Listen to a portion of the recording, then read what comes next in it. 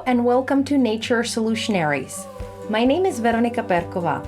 I'm a journalist investigating how women's reproductive health and rights, the conservation of nature, and sustainable life on the planet are all interconnected.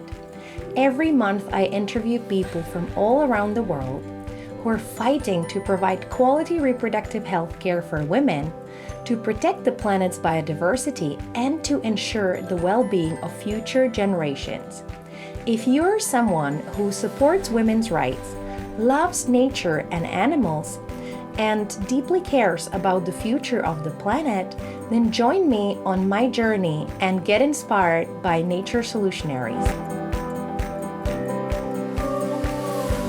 Rumaitha, you are a jack of all trades. You played football professionally, and then you also became the first female football analyst in the Arab world. And you studied 3 masters: marine pollution, aquaculture, and public administration. You also went on expeditions to the South Pole and Kilimanjaro, and you also happened to create your own NGO called WIMEX to help Arab millennial women to improve their negotiation skills. Do you ever have time to sleep? Yes, I had a really good sleep today, waking up this morning. But I think it actually depends on how you allocate time for everything and all your passions. And I think it's a skill for people who identify as multi-potentialites. So I don't see that I can actually do one thing forever. There's always something that keeps me interested, or else I'll be bored very quickly. So maybe that's one of the main motivations of being able to do multiple things at once. And it's something that I learned when I was very young as well. Yeah. And tell me more about multi-potentialites. Who are So they? yeah, so they are individuals who identify of having different passions, but they're good at all of them and they don't want to give them up. So they just do all of them all at the same time. I think it was very difficult at the beginning to kind of find a word that would identify me. And this, I think, was the best one that kind of brought that identification and that definition into perspective for me, at least. Yeah. I remember I once attended this workshop and I spoke with a Pakistani journalist, and she told me that specialization is for insect. And I really liked it. True. We're generalists by nature, right? Human beings are generalists, and we should be, I think. It's important. But the problem is, I always find that the marketing people always push me and others into specializing. Like Veronica, it's not clear to people if you focus both on, women's rights and nature conservation. If you want to be effective, you have to do just one thing. And I'm always like, no, I want to do both. And I have other skills. So yeah, sometimes I find it quite hard to explain to others how many things I do and that they're all interconnected. Maybe Yeah, I know that journey very well. What I ended up doing is, I think ever since I was maybe 17, the notion of don't say no, say yes to every opportunity. And it actually comes and stems from a conversation I had with my parents when I was younger, where it's like, why did you say no to something? I don't even remember. It was very trivial. And the response was, you can always say no later if you don't like something. So that was always like, so I ended up doing so many things and I loved so many things. And then I remember during COVID lockdown, how can I use all the things that I learned and really push a really good message? That was a struggle at the beginning, but then it just made sense bringing yeah. all of these together. Yeah. Well, it was hard for a lot of us to be locked up, right? Especially for pretty active people. Um, Hmm. I was looking at your Instagram and I couldn't help feeling like, wow, this girl really made it. She has achieved just about everything in her life. Is there anything that's still missing, like in your personal or work life? I think more adventures. Oh, I feel really? Yeah. So if you actually look back, these are all like before 2020. And now I'm like, I need to do something more like that's active. So I feel that that part of my life is a bit missing that I want to kind of go back to. But other than that, I think I practice gratitude a lot. I'm quite happy with how things are. And maybe also taking time to really relish in your accomplishments and achievements. But I think as human nature, there's always something that you want to do. There's always something that you want to pursue as well. And for me, it's like, let's get more people on WMX, for instance. Let's kind of expand and not only focus on traditional rural areas. Let's do bigger. Let's go to different countries. So there's always something that I want to do, I feel. Yeah. I think that we're quite similar in terms of, like work being very important part or component of our life. And sometimes speaking with some friends, I'm wondering like, why am I like this and why they are more focused on traditional values. Do you have any answer to that? Like, why are you so much into, adventure and focusing on, for example, developing more sustainable solutions to climate change in Oman rather than, focusing on family or other things? Yeah. I don't have a traditional answer to that, but what I would say is I am so thankful that I was given the space to actually explore myself and be able to do that, while many have had the feeling that they have the duty towards society. And for a lot of them, they put that perspective more than they put their interests at heart first.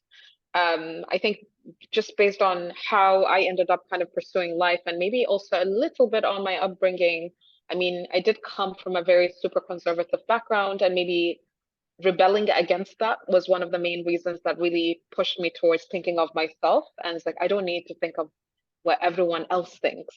I have to be happy with what I am doing, while everyone else is still thinking of what does everyone else think. So they're very much socialized versus more individualistic. I think that's the closest answer I can give to my reading of the situation. Do I remember it correctly that in one of the videos you mentioned your mother who always supported you? And like, Yeah, I think so, yeah, in the Kilimanjaro where you said that you wanted to give up, but she said, no, go for it. So yeah. what type of background do you come from? You said that it was super conservative. Yeah, so very conservative in the context that women should not do sports, for instance, after a certain time. Once you hit puberty, you were not allowed to do certain things because societal ways was not accepted for women to do that. But also, I came from a very traditional background.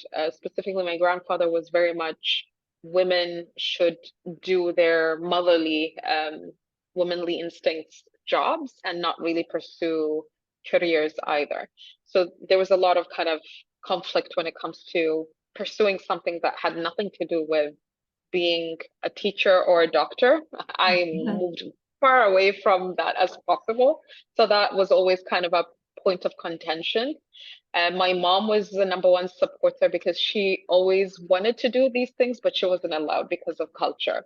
Yeah. So she was like, if I can do it, then my kids will do it. So she put as much like, no, you do it, and I will fight for you. Like, let them go. I will defend you when the time comes. So that was kind of more on the way of me really exploring myself as well. Yeah.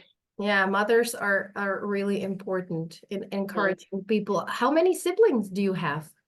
I have 8 siblings in total. Wow, that's a Yeah, huge family. definitely is. Yeah. And you can only imagine the stress when you're the oldest as well.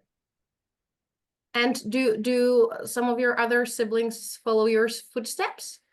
No, we are extremely different as siblings, really extremely different. So you have different spectrums of introverted, extroverted, a mix, artists, scientists, doctors. So you have a very, very different, yeah.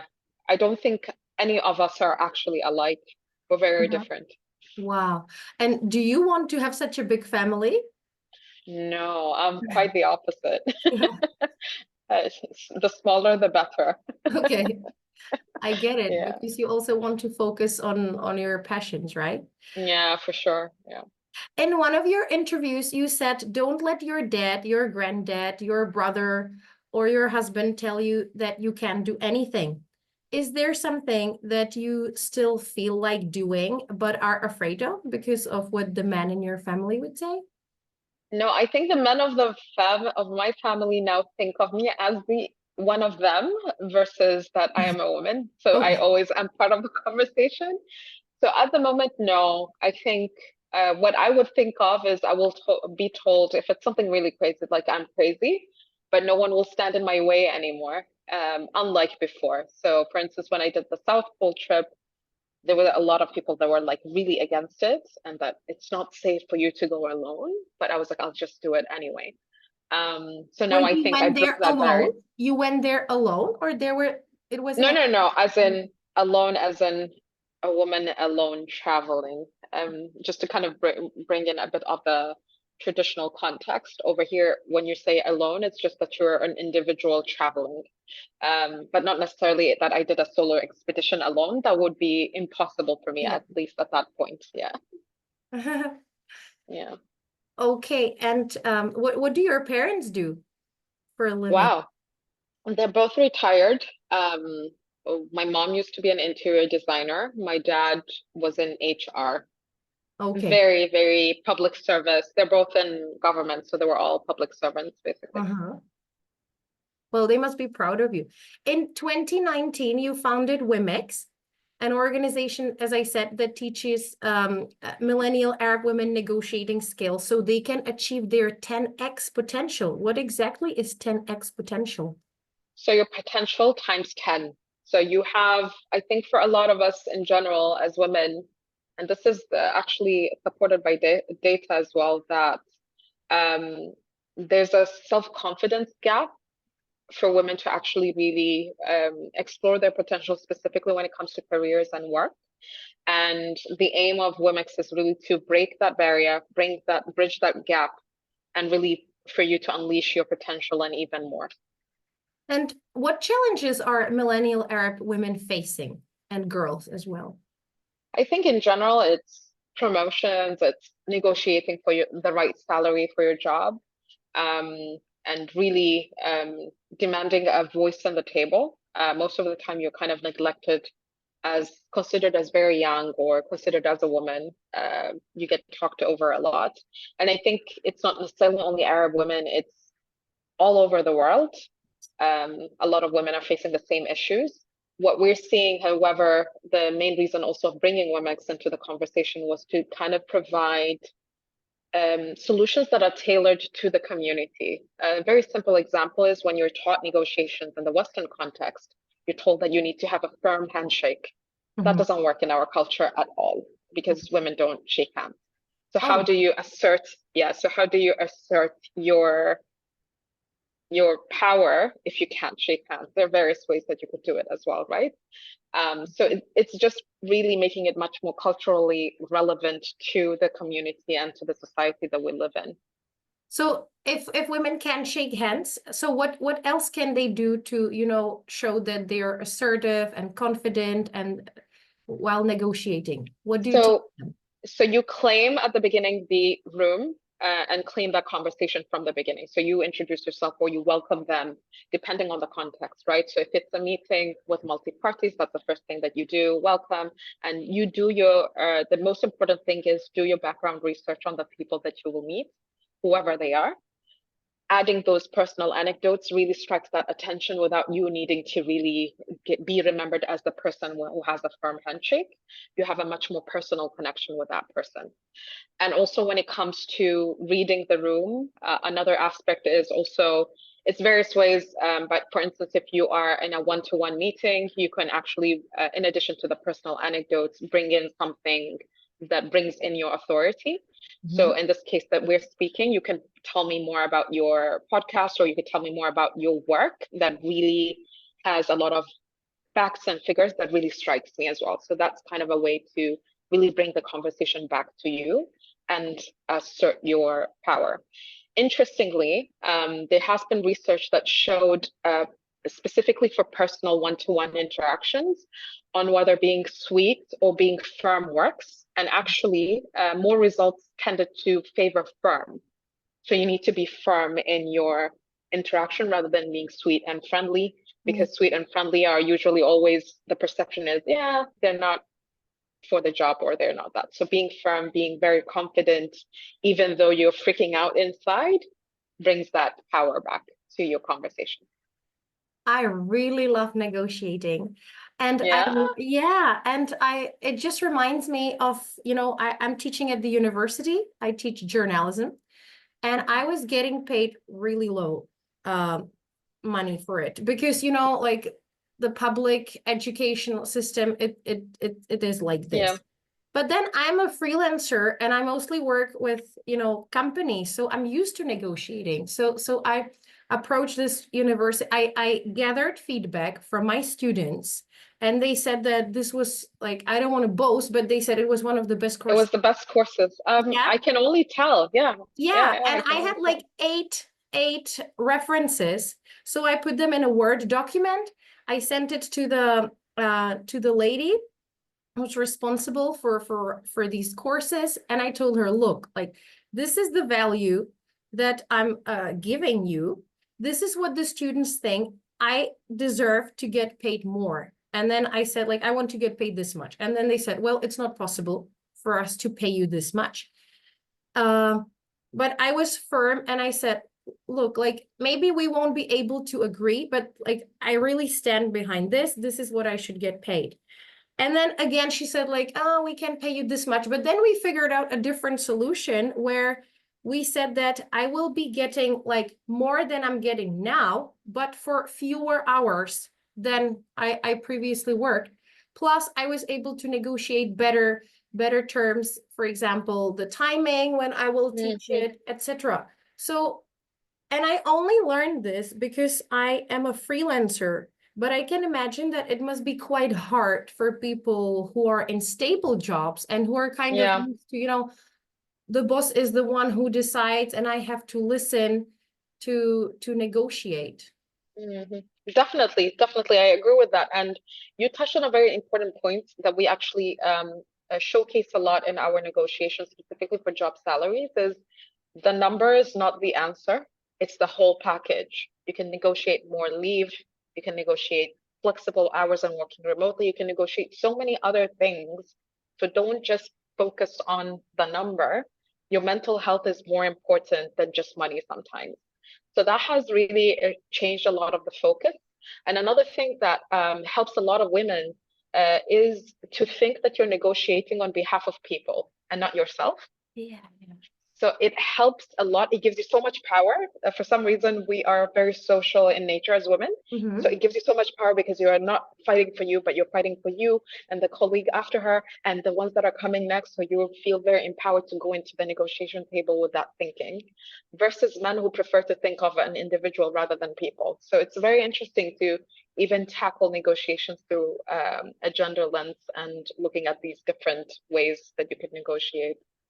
That's so true. And it reminds me of a book that I read, Give and Take by Adam Grant, where there was an example of one guy who found it really difficult to negotiate a pay rise.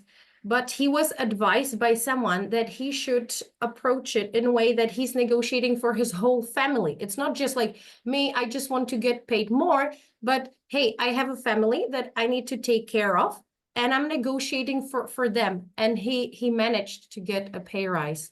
So Amazing. yeah, it's so important. And I think that in one of the video interviews you mentioned that um, the ratio of or the percentage of women employed in Oman, was it 25% or 40%? No, that's the Arab world in general. So Okay. in the Arab world, it's less than 25%. And in So you Oman? don't have a lot of, in Oman, I don't have the actual correct figures, but close to, you would say, in the public sector, it's 50-50 at the moment. So you have 50 men, 50 women. But if you take the whole, including the private sector, I'm definitely sure it's way less than that. And what do you think is stopping women from working? Mm. So there's various issues. One specific thing is also looking at childcare and the potential to actually be able to be there with your kids. Specifically, I think we're all in societies where you are pressured as a mother to take care of your children. So, and then you're given the option. And societally here, there's always this perception of men being the breadwinner and women should stay home and stay with the kids. So Same that's here. a yeah. I think it's everywhere. And then the other aspect of things as well is also career progression. Unfortunately, women are not equipped to network as men um, because of also the societal bias and thinking of what is this woman doing when she's going golfing or buddying with this guy in a coffee shop. Yeah, yeah. While the usual way of men networking is actually outside of the office, women are not given the same opportunities as well to network with the same decision makers and people that really make it quite frustrating for a lot of women once they reach mid-level. They're like, I am done. I'd rather do my own thing or I just quit. So it's quite frustrating as you kind of go up the ladder because the requirements in order for you to be there is quite monumental, I would say, for women in comparison to men. Yeah. I guess maybe men are jealous of women when they go for a networking event. I don't know. Like it's Could be. Yeah. I mean, I'm also speaking from a context of being in a capital city that has a lot of more privilege than people in other areas that are not in the capital city that is more traditional and conservative. So while we probably have more opportunities to network here, I could only imagine for those who are not in the capital and the issues that they face there as well, you know? But yeah, jealousy plays a big role. The understanding that women should be in a specific place plays a big role. You see these comments even on social media pretty much every day when someone talks about some story that happened in the workplace where there's like, yeah, she's a woman, of course she should be at home, she shouldn't be at work. So you still have that, and we know that change is slow. So it takes time in order for you to change an entire mindset of an entire generation and the ones coming. I think I have hope with our kids and the younger generation because they're seeing a lot of their parents working, both mom and dad understand what their mom is facing. So there's more hope for the younger generation to understand those issues as well. I think that these are issues that we're facing globally. It reminds me Yeah. of this thing that happened here in the Czech Republic where I think it was a Ukrainian filmmaker and she received an award and she was saying something like it's really hard to, you know, pursue your career because of these societal expectations that you should have children and you should take care of them. And then the host or the presenter, he just cut her off completely and she was standing there and she was like so diminished, you know, and people commented on this that if a man was speaking about this would have He never wouldn't. happened, you know. And then there was this Yeah. backlash where like some people were complaining about what she said and then others were of course saying that what she said was true. So yeah, this is unfortunately true all over the place. And you have a logo or you're holding this poster on your website where you're saying bring down patriarchy. Yeah.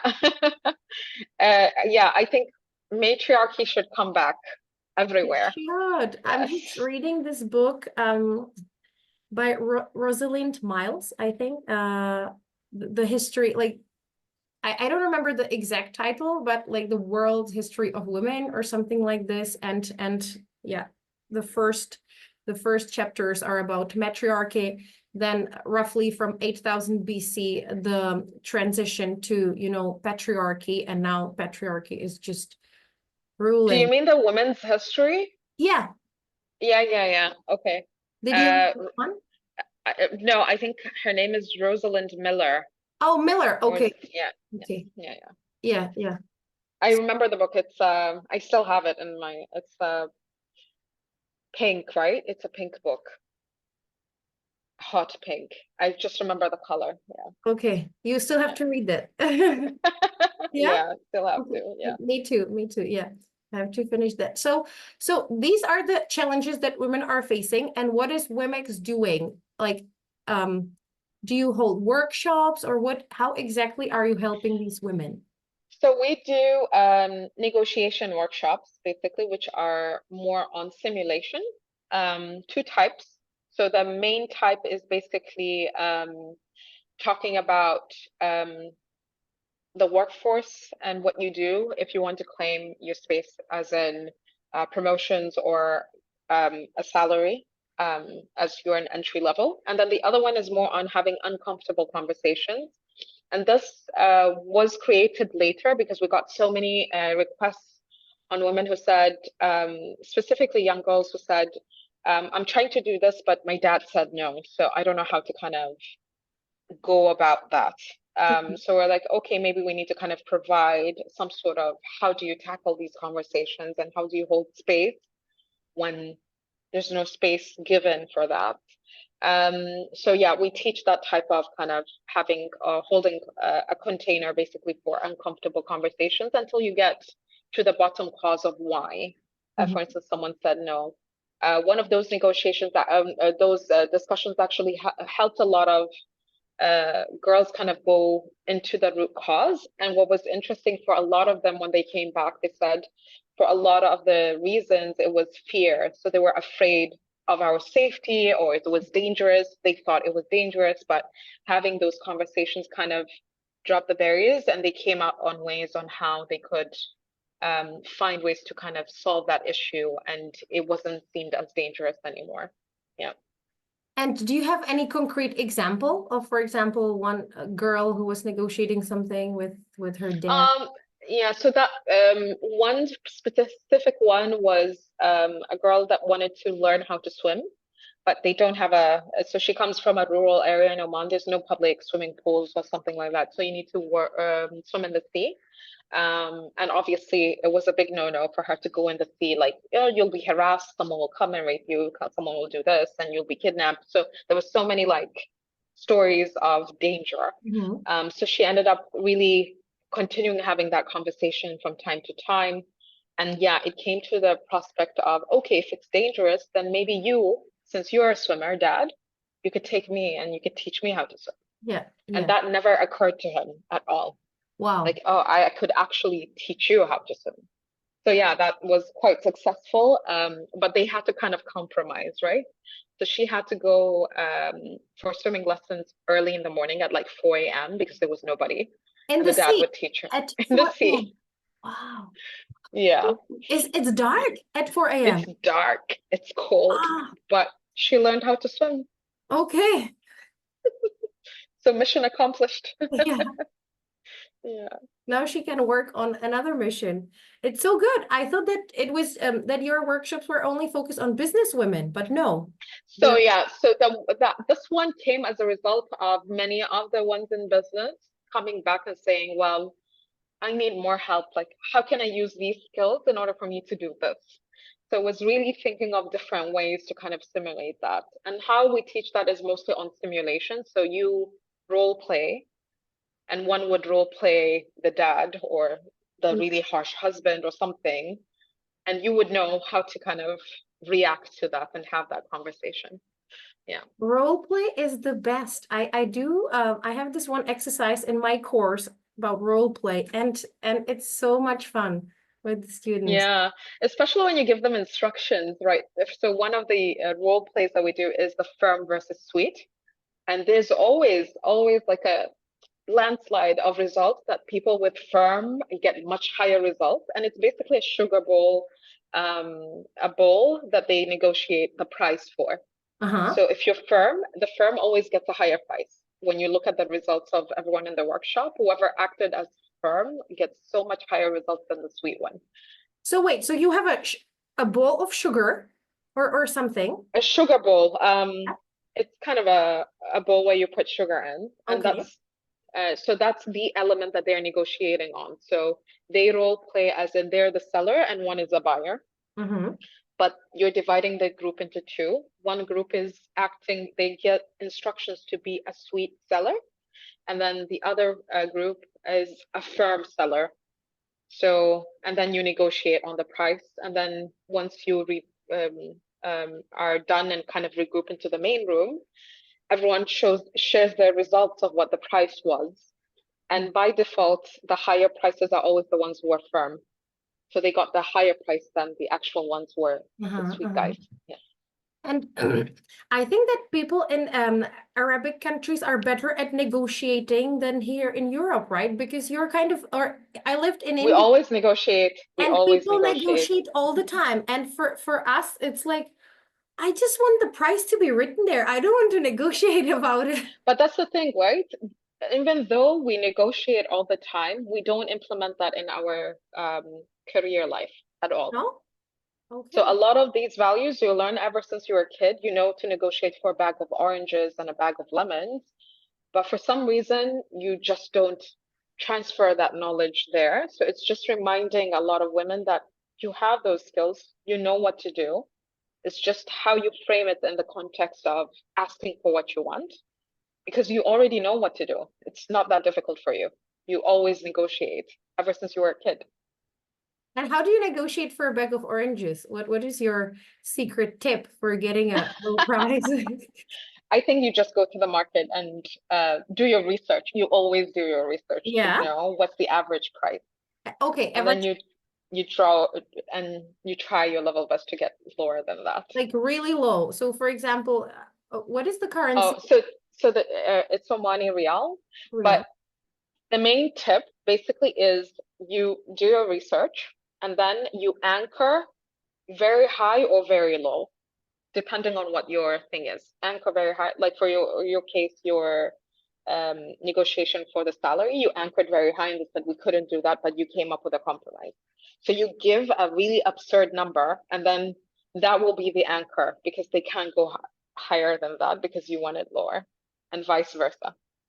Yeah, so like as for the negotiation skill, so for example, I'm also teaching English and I have a higher price than most people. But then also it means that many people will turn me off, right? It Mm. comes with a, um it can have a negative outcome when the price is really absurd, right? Yeah, Sometimes. but well, it really depends, right? And that's why doing your research is important to understand what the other person has before you enter the room, because then you know what's extremely absurd and it's impossible and what's the zone where you can actually negotiate. Yeah. But the anchoring thing is just to kind of establish authority in the beginning of the negotiation. Even if it's absurd, obviously it's like, no, that's impossible. I can't give you that. I Yeah. can give you this. And they can give you something much more higher than what they anticipated to give you because they didn't expect that high number. So now you're throwing their game off by just coming in and anchoring at that number. Another thing that people tend to forget a lot, in every single negotiation, you have an alternative. And the alternative, if you think you don't have one, is you can walk away. Mm-hmm. And that's what we do a lot in our oranges and tomatoes and lemon Okay, yeah. negotiations, right? It's like, you don't want? Okay, I'll just leave. It's like, no, no, no, come back. I'll And give yeah, you what. exactly. Then they start. So you always remember that you always, always in any negotiation have an alternative, and your alternative, and it's up to you to then weigh off the options, right? Do I still want this, or I can just walk away and it's done? That's good. Yeah, you don't have to buy it from that particular seller. No. You don't. And you don't need to accept any offer that comes, right? But Yeah. you need to weigh your options as well and do your research. This makes sense if they bring me with this offer. Am I happy with this, or I'd rather not do it? It's too much work to do that work. And do you also negotiate, for example, in the NGO world, or you are advising the government with aquaculture? So do you also Mhm. use the negotiating skills there? Yeah, depending. But the negotiations there is quite different because you're talking about multi-million deals and which country comes where. So you're negotiating or entering into discussions with different countries, for instance, for partnerships. So that's kind of a different one. And that one is more different specifically because it's more of a multi-party negotiation. So these tips don't work there. This is more doing a lot of research and then understanding who from the party people you can convince and sway to your favor by providing a various form of options. And their dialogue is very important, that you continue having discussions so you know what the other side thinks. Yeah. And I'm wondering, how many people have you reached with these workshops? So far we've done in Oman over 3,000 women, and globally we're touching around 15,000. Yeah. So you're also doing online workshops? Yeah, the majority are online. In Oman, it's in person. Yeah. Okay. And which one do you prefer? Online makes it easier to interact with a lot of people. But I love the in-person the most because you can see them, you can actually walk in and see how animated they are in the role play, which makes you smile really, because some people really take their roles very seriously. Yeah. They Yeah, come out with, they unleash the actor in them. So it's really fun to watch. that's amazing. I love it. Yeah, it reminds me of some of my students. It's just, like I'm sitting there and watching and it's a performance. Yeah. And you're like, this is hilarious. Like, wow, you need an Oscar for that. Yeah, he would be a good actor. So, Yeah. besides, empowering women and giving them these skills, you also work on sustainable solutions for climate change, or to fight climate change. And in your TED Talk, you talked about how important it is to empower women through education and family planning. Yeah. And then you gave one interview to France 24 about this TED Talk and about your other work. And they asked you about the link between family planning and education and climate change. And I was missing one thing in your answer, and I wanted to ask you about this. Do you ever think about what impact our growing global population has on the planet and on climate change? Because according to the UN, the population might reach a peak of 10 billion in 2058. So I wanted to ask you about this. Yeah, I mean, I think about it a lot, which is why, for instance, for me, my answer at the beginning was the smaller the family, the better. Yeah. That's one of the main reasons. I think there's a lot of issues also when you're looking at how a lot of our economies are set up and so on. I do believe that there's a big issue there. However, addressing it really depends on how different communities as well look at things. You have specifically in our part of the world where when you're blessed with a child, you're just like, it's a blessing from God, and that's it. You don't really go into that path of questioning it, right? So there's a lot of discussions then you end up having on the importance of family planning. Are you able to sustain that amount of children, for instance, with the paycheck that you're receiving, with the difficulties that economies are facing? So that becomes another discussion that you are having altogether.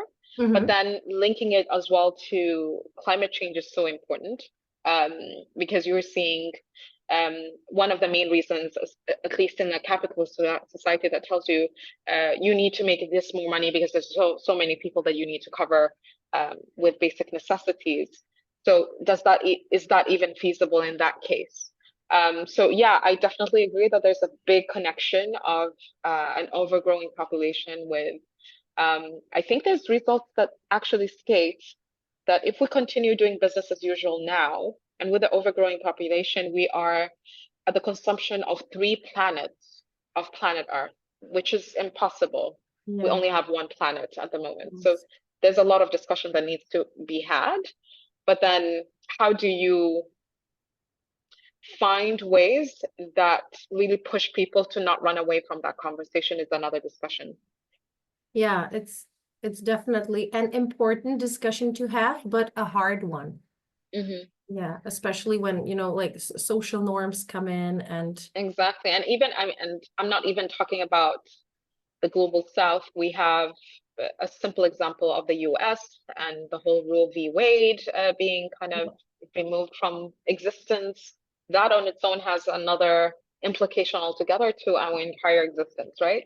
So It does. there's a lot of things that are in all parts of the world that are really changing our perspective as well on how things are. Because as a result of what happened in the US, a lot of budgets for reproductive health care have been cut in countries that need it.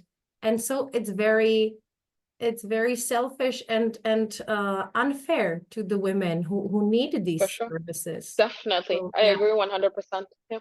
it just makes me very depressed. But then I think about it like it's just moving, like from side to side. Sometimes you have like really extreme governments, and then you have very liberal governments, and then it just Yeah. changes. And these social norms, it's really, it takes so Yeah. much time to change that. Exactly.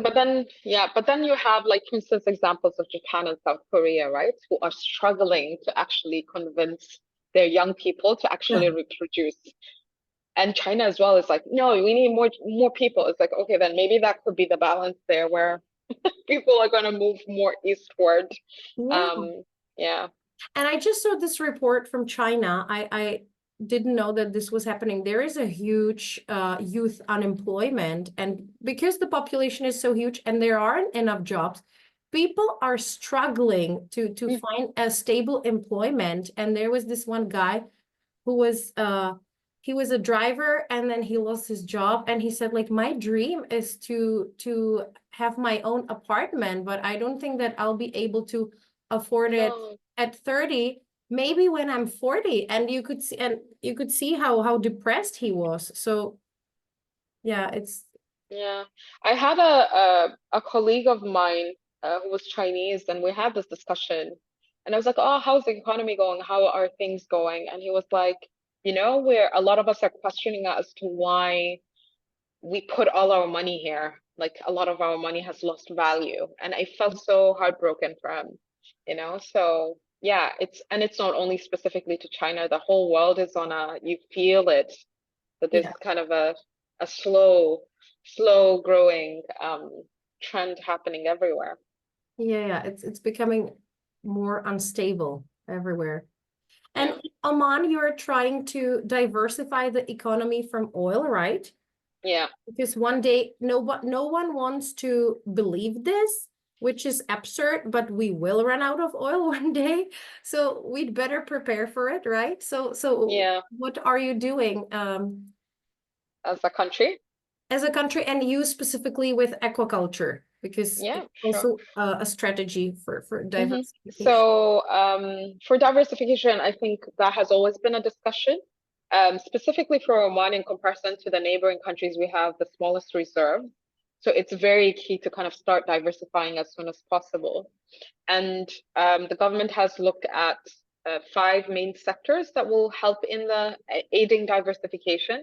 So that's fisheries, manufacturing, um, mining, tourism, and trying to remember now, logistics. So Mhm. those are the five sectors that the government is spending a lot of money and investing in a lot to ensure that there's movement towards more diversification and more contribution to the GDP there.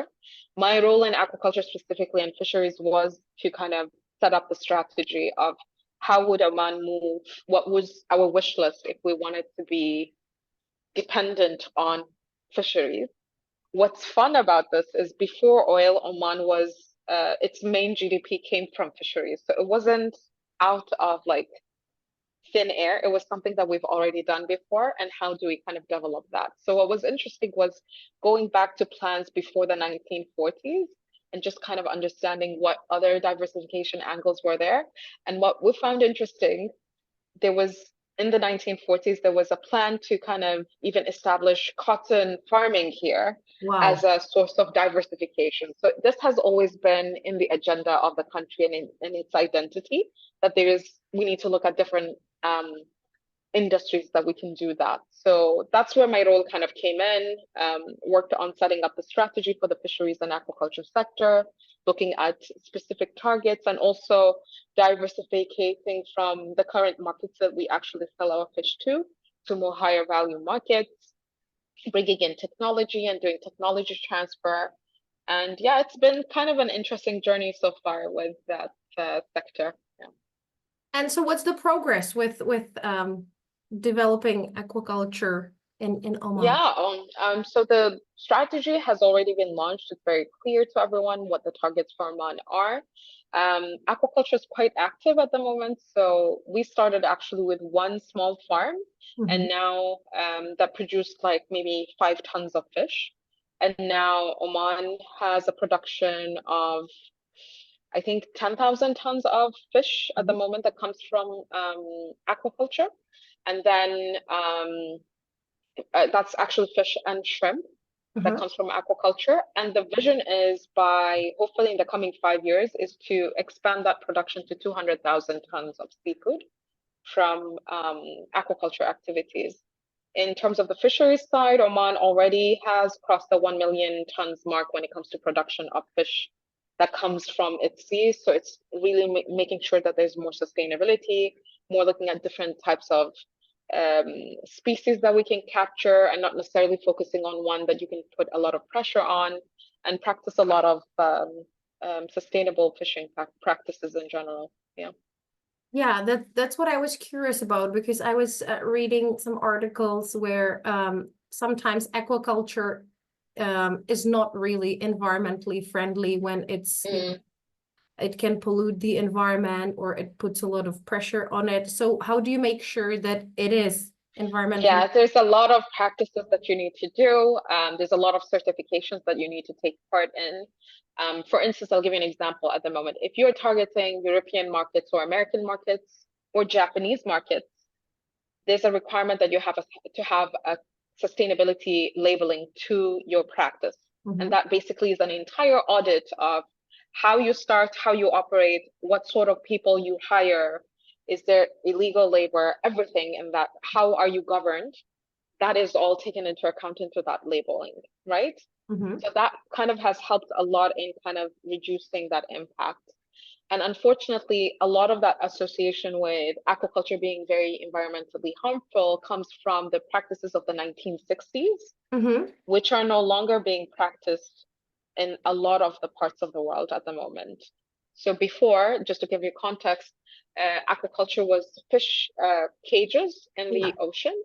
And what people would do is feed trash fish Yeah.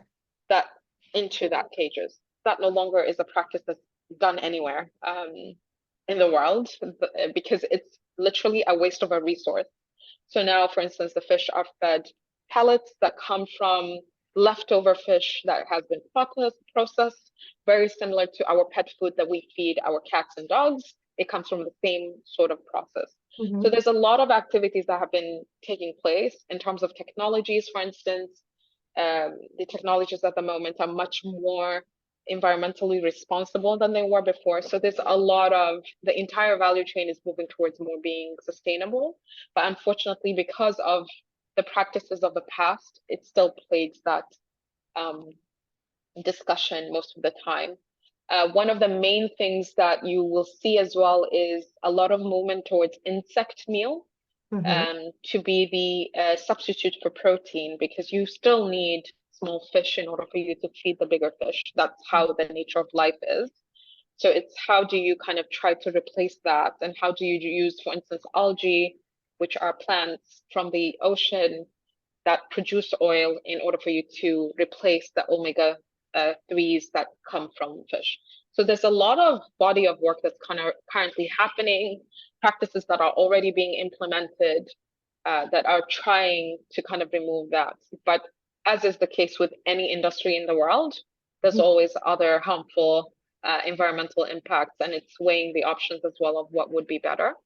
For Oman, I can speak on behalf of Oman, is I'd rather still do fisheries and not be 100% fossil fuel driven Yeah. because my impact there is way more than I would ever have in my fishing and aquaculture activities. Yeah.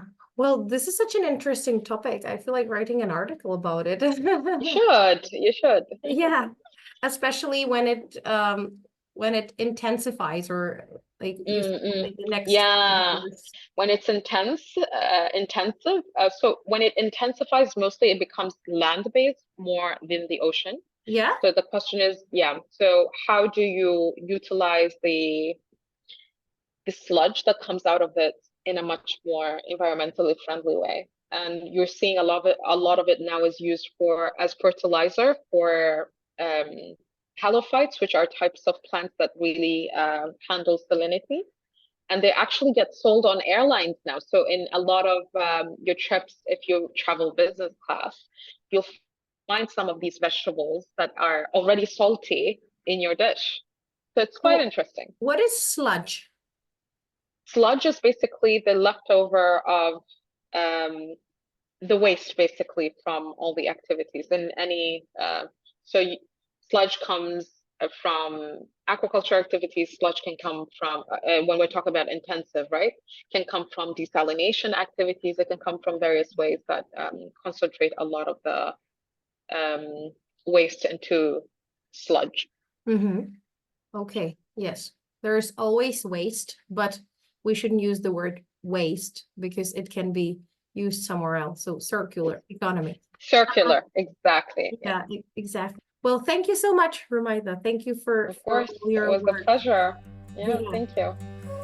Thank you for listening. I hope this interview left you with a feeling that in spite of big challenges, we can all do something to make life better for women, nature, and the future generations. We can all be solutionaries. If you enjoyed this episode, click the subscribe button now.